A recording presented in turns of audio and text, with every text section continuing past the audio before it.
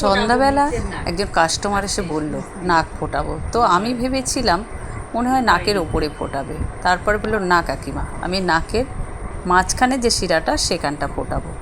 তো আমি প্রথমে একটু ভাবলাম, আমি তো গান শটে ফোটাই, ওই পজিশনটা গান শটটা ঠিক হবে কি না। আমি ওই পজিশনে গান শটে কোনো দিন ফোটাইনি, তবে সুচ দিয়ে আমি কয়েকবার ফুটিয়েছি। তো যাক, একে আমি সুচ দিয়েই ফোটালাম। তো সত্যিকারের এত সাহসী মেয়ে একটু টুশব্দ করলো না, হয়ে গেল। আমি সুচ দিয়ে নীরবেই ওনার নাকটা ফুটিয়ে দিলাম মাঝখানটায়। তারপরে আমি দড়িটা ভালো করে বেঁধে কাঁচি দিয়ে সুতোটা কেটে দেবো, কাঁচিটা দিয়ে ছোট করে কেটে দেবো। তো সত্যি এত ভালো মেয়ে, একটু আওয়াজ করলো না। তো যাই হোক, নাকটা ওর ফুটিয়ে খুবই খুশি। তা আমি অ্যাডভাইস দিলাম যে টকটা খাবে না 1 সপ্তাহ, তারপরে তুমি একটুখানি বোরলিন গরম করে লাগিয়ে দিও, আর কোনো প্রবলেম হবে না। যাই হোক, হয়ে গেল ফাইনালি নাক ফোটানো। তোমরা দেখো বন্ধুরা, এইভাবে সুন্দরভাবে।